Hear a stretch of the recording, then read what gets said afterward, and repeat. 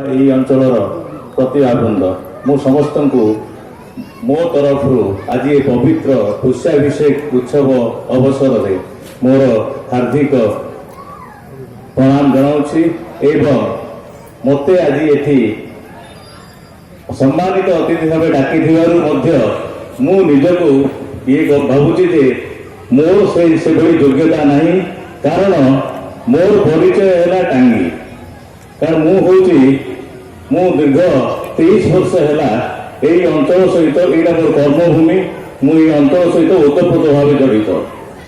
ଯାହା ହେଉନା କାହିଁକି ଆଜି ମୋତେ এই ଶତବାର୍ଷିକ ଉତ୍ସବରେ ମଞ୍ଚରେ ବସିବାକୁ ସୁଯୋଗ ଦେଇଥିବାରୁ ମୁଁ ଉଦ୍ୟୋକ୍ତାମାନଙ୍କୁ ମୋ ତରଫରୁ ମୋର କୃତଜ୍ଞତା ଜ୍ଞାପନ କରୁଛି।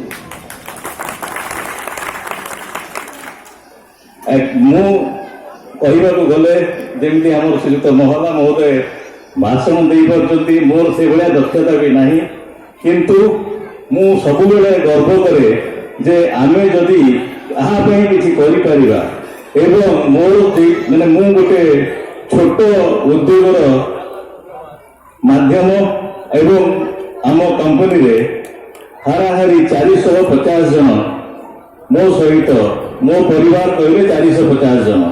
ସେହି ପରିବାରର ମୁଖ୍ୟ ଭାବରେ ମୁଁ ସବୁବେଳେ ଭାବେ ଯେ ଆମ ଭିତରେ କେହି ଖରାପ ନାହାନ୍ତି। ଆମେ ଯଦି କିଏ ଖରାପ ଅଛି, ଆମର ଦାୟିତ୍ୱ ହେଲା ତାକୁ କେମିତି ଆମେ ଭଲ ବାଟକୁ ଆଣିବା। ସେଇଟା ହେଉଛି ଆମର, ଯଦି ଭଗବାନଙ୍କର ଯଦି ସେତିକି ଇଏ ଥିବ, ସେଇଟା ହେଉଛି ଆମ ପାଇଁ ସବୁଠୁ ବଡ଼ ପୁଣ୍ୟ। ଆଜିକା ଏହି ଦିନରେ ମୁଁ ମୋର ସମସ୍ତ ମଦନ ମୋହନ ରୋମାଣ୍ଟିକ କ୍ଲବର ସମସ୍ତ କର୍ମକର୍ତ୍ତାଙ୍କୁ ଏବଂ ଉଦ୍ୟୋକ୍ତାଙ୍କୁ ମୋର ଆନ୍ତରିକ କୃତଜ୍ଞତା ଜ୍ଞାପନ କରୁଛି। ଏହି ମହାନ ଅନୁଷ୍ଠାନର ଶତବାର୍ଷିକ ଉତ୍ସବରେ ମୁଁ ସାମିଲ ହୋଇଥିବାରୁ ନିଜକୁ ଧନ୍ୟ ମନେ କରୁଛି। ଏହି ଉତ୍ସବର ଉଦ୍ୟୋକ୍ତା ଯୁବବନ୍ଧୁ ତଥା ଗୁରୁଜନ ଓ ସମସ୍ତ ଅଞ୍ଚଳବାସୀଙ୍କୁ ମୁଁ କୃତଜ୍ଞତା ଜ୍ଞାପନ କରୁଛି। ପରିଶେଷରେ ଆରାଧ୍ୟ ଦେବତା ଶ୍ରୀ ଶ୍ରୀ ମଦନ ମୋହନ ମହାପ୍ରଭୁଙ୍କୁ ଶତ ଶତ ପ୍ରଣାମ କରି ମୋର ବକ୍ତବ୍ୟ ଶେଷ କରୁଛି।